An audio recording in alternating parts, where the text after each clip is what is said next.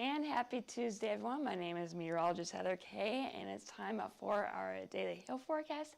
Everything's working today, thankfully, and crossing my fingers. This is sponsored, as always, by C3 Group, Maryland Law Group, American Contractor Show, as well as Atlas Roofing. Thank you guys, as always, for sponsoring our videos. So, we do have a small area of a chance for severe weather this evening into tonight into parts of Missouri. So we'll get into more details about that. But then as we get into tomorrow, we have a more widespread area that we're going to be watching for severe weather from Missouri down to Texas. And then as we get into Thursday, even more severe weather, so we'll break it all down for you over the next few minutes on what areas, including possibly DFW on Thursday, and really other areas that we'll be watching on Thursday as well. So before we get into that, we do have one event going on today. If you haven't been able to go to any of our Raising Hail events this year, we do have a webinar. This is going to be at 2 today. So if you haven't signed up yet, you can go and do that on our Facebook page. And then from the 14th through the 16th, we will be down in Dallas, Texas at Win the Storm. If you haven't purchased your tickets yet, you can use the discount code TRACE to get a discount on those. And we will be at booth 606. So make sure you come on by and say hi to us if you're going to Win the Storm from the 14th through the 16th. So since I wasn't able to do this yesterday, I'm doing it today. We did have a 3-star map on Friday down in parts of Alabama through the panhandle of Florida. It is called Foley, Dauphin Island, Alabama to Bellevue, Florida. The max hail size was up to golf balls, and in terms of quarter-size hail or larger, it impacted almost 6,900 homes. So we have that map available for you guys on our site. So here are our current conditions across the country. High pressures in control for the eastern half of the United States, but we do have a cold front that's stretching from Wisconsin down through Iowa and parts of southeastern Nebraska into central Kansas. And you can see we have a low pressure here that is spinning in north central Kansas right now. This little system is what we'll be watching as we get into this evening into tonight for some marginally severe, scattered severe weather. And I'll get into more details in just a second about that. But otherwise, we do have some wintry precipitation occurring here in the west with that next large trough that's going to be moving on through the country. But zooming on out, temperature-wise, not horrible. 65 down in Atlanta, 77 down in Miami. The 60s stretch all the way up the eastern coast. But then as we get into the west, you can see those temperatures start to plummet a bit. It's only in the 40s and low 50s. And you can see with the upper level pattern, we do have the short wave disturbance that we'll be watching again later on this afternoon through this evening and tonight for some severe weather potential in Missouri. Just checking into a few of the metro areas here in Oklahoma City.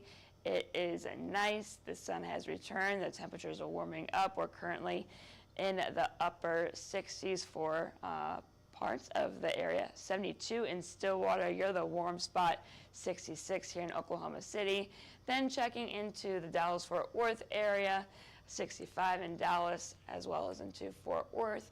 And a little bit warmer outside of those the major populated areas. So McKinney, you're at 67, and Denton, you're at 68, going down to parts of San Antonio. A bit warmer temperatures are getting up into the 70s for the most part, and then getting into Houston, we're sitting at 74 there, 71 in Galveston, and 73 in Beaumont and Cleveland, Texas, not Ohio. This is Texas. So not too bad out there for you guys. And then getting out into the Denver area, temperatures are in the mid-50s there in Denver proper, a bit cooler outside of the Denver metro area, especially south, where it's only 48 degrees south of the city. So here is our radar for later on this evening. It's going to be pretty dry through dinner time, and then about 8:30 Central,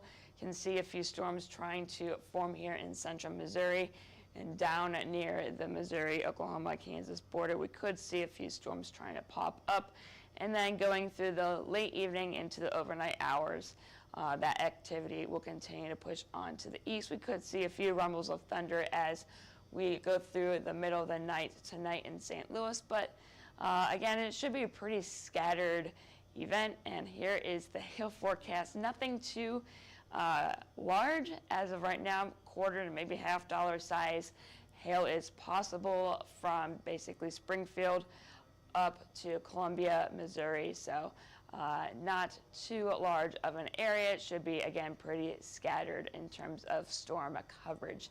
And then the same areas we'll be seeing a marginal chance of 60-mile-per-hour wind gusts. So again, Springfield up to Columbia, you guys could, if storms can form and go over your regions, we could see those severe gusts there. So this is getting into tomorrow. This is the instability, or it's called CAPE. So we do have some higher values, especially here in Kansas, down into Oklahoma and parts of Texas, moving eastward. Then as we get into late Wednesday and into Thursday, that instability continues to persist. So it looks like over the next few days, we're going to have to keep an eye on those southern plains. So this is for tomorrow. This is at 12:30 p.m. Just a few showers starting off our day and into the afternoon, but then this is stopping at 7 p.m. You can see some storms starting to develop north of St. Louis, as well into parts of western Kansas. And then as we get later on into the evening, you can see those storms are really trying to fire up here. Kansas City, I'm not going to hopefully jinx you. You may be in the middle of this. We'll keep an eye on you tomorrow for sure. But some isolated storms trying to form here in northern parts of Missouri, southern Nebraska, and parts of Kansas. And then as we continue into the late evening hours, into the overnight, looks like more of a line will try to form here in parts of Nebraska and into Kansas. And then that will continue to push off into the east, into parts of Missouri, and even as far north as central Illinois as we reach the 7 a.m. mark for Thursday. So moving a bit further south, there is a chance for a storm or two to fire up here in parts of far eastern Oklahoma, far western Arkansas. Not a whole lot with this particular model, but we will be watching. So any storms that do develop could produce some hail there. Again, this model is not really showing a whole lot, but if we can get those, the heating of the day and a cap can break and all that fun stuff, we can see some hail. So this is breaking down tomorrow. Again, KC, you may get some large hail up to 2 inches in diameter. I'll try not to jinx you guys. Quarters are possible from Omaha all the way down to Tulsa and Fort Smith. Again, this area is going to be, I think, pretty conditional. We may get storms to form, we may not get anything to develop at all. The biggest chance is going to be here in northeastern Kansas, KC, and into central Missouri tomorrow. And then in terms of the wind, basically the same areas, KC up to Lincoln and Omaha. I think this will be the best chance to see that wind. As we saw on the models, we could see some more linear activity, especially later tomorrow night. And then Quincy all the way down to Fort Smith and Tulsa, we have a low chance to see wind there. And then we can't rule out a tornado or two. I think the best chance is going to be it with those storms here in eastern Kansas and into Missouri. Very, very low chance down in Tulsa if we can get a storm to develop in eastern Oklahoma.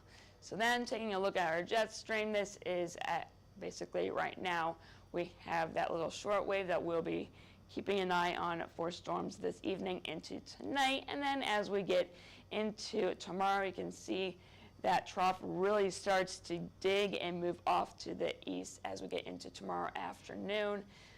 Basically right on the downstream side of this trough is where we're going to be watching for the chance of severe weather tomorrow.